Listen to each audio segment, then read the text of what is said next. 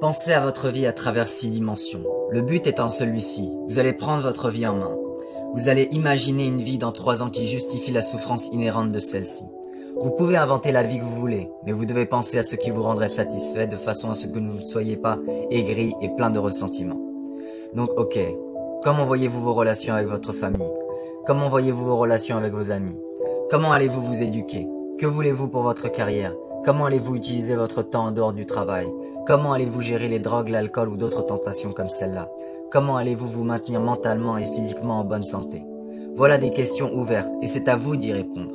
L'idée est que vous pouvez avoir ce que vous voulez, mais vous devez déterminer quoi. Cela doit être réalisable, mais vous devez déterminer quoi. Ok, donc maintenant développez une vision. Comment sera votre vie dans 3 à 5 ans? Et écrivez à présent cette vision.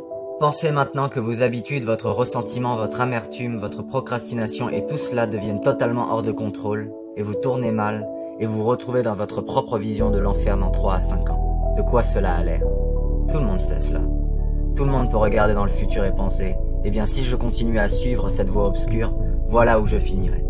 Donc vous avez votre petit enfer personnel défini que vous voulez éviter, et vous avez votre petit paradis défini que vous voulez atteindre, et ainsi vous êtes motivé.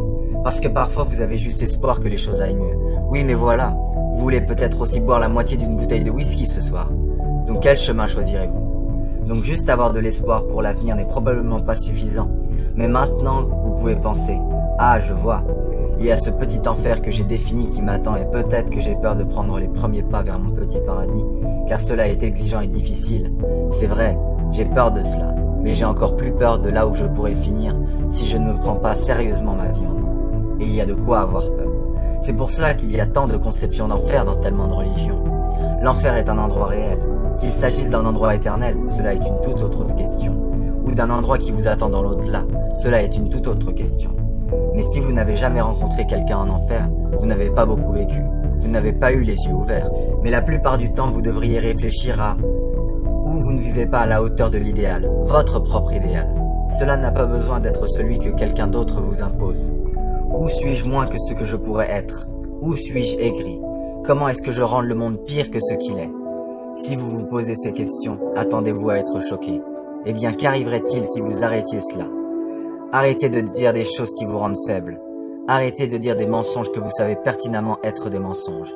Arrêtez de faire des choses que vous savez être inutiles et contre-productives.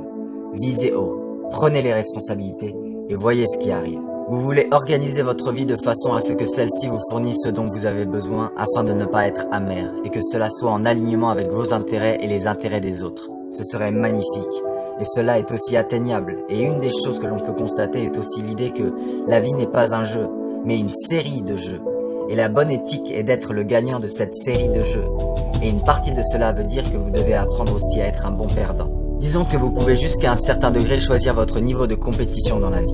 Disons donc par exemple que vous choisissez un niveau de compétition où vous gagnez constamment. Eh bien tout ce que cela veut dire est que vous avez choisi le mauvais niveau de compétition.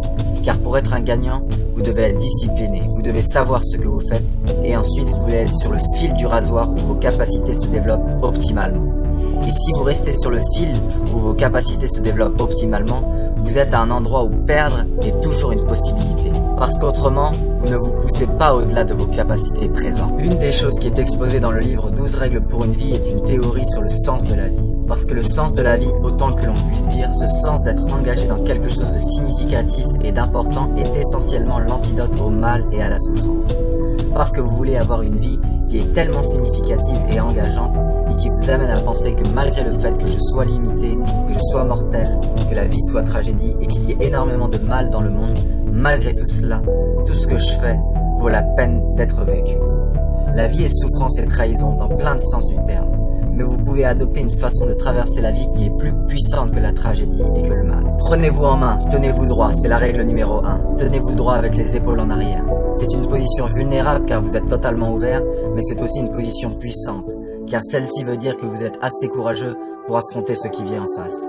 Et ce n'est pas comme si ce qui venait en face n'était pas dangereux. C'est dangereux. Mais votre meilleure chance est d'être en garde, dansant sur vos pieds et prêt à affronter ce qui vient, attentif et éveillé.